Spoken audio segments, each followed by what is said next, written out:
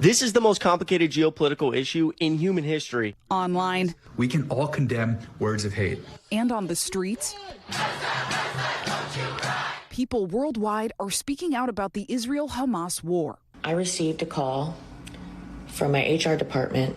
For some, it's come with a cost, their jobs. So Global News fired me for speaking up about Palestine on my social media accounts. Palestinian journalist Zara Al-Aqra says she was fired from the Canadian outlet Global News after criticizing Israel internally and on her social media accounts. I was only told that the overall posts I have made give the perception of bias. I choose to call it bullying, to stop these journalists from speaking up about the issues that matter to them. In a statement, Global News, a client of our NBC News Channel service, said in part that commentary by our employees expressing or amplifying violence or discrimination is a violation of our company policies, and that the outlet must remain fair and unbiased.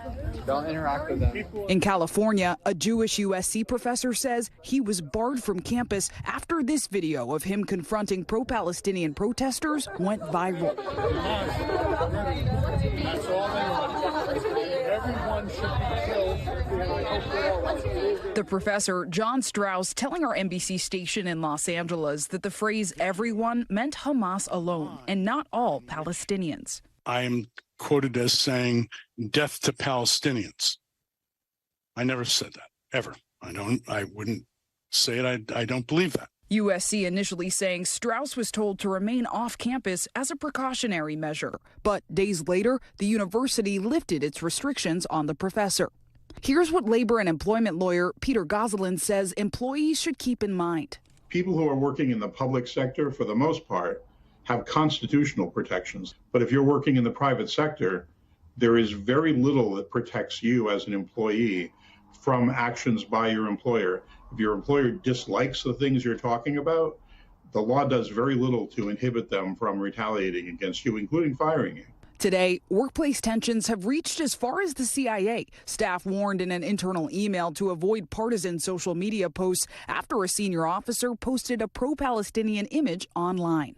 And in Hollywood, a talent agency dropped actress Susan Sarandon, while actress Melissa Barrera will no longer star in the Scream movie franchise for statements made publicly about the conflict. We've seen some high-profile cases of individuals losing jobs since the Israel-Hamas war started. Do they have a case? If an employee believes that the retaliation is not just because of their opinion, but because of who they are, then yeah, they definitely have a case. If you're working at a company and you're uncomfortable by remarks a fellow employee made, what rights do you have legally? If you are uncomfortable in the workplace, the first thing that you need to do is to go to your human resource department. Employers should provide that protection, frankly, regardless of what the issue is or the positions that people take. Zinkley, such interesting reporting. You mentioned this isn't happening just to employees who have work, also people who are losing prospective jobs. Yeah, Kate, that's absolutely right. In some cases, employers have actually revoked employment opportunities from future hires who've spoken up about the war. Many of them students. Take back in October, top law firms actually rescinded job offers from students at Harvard, Columbia, and NYU over statements they made online criticizing it. Thanks for watching. Stay updated about breaking news and top stories on the NBC News app or follow us on social media.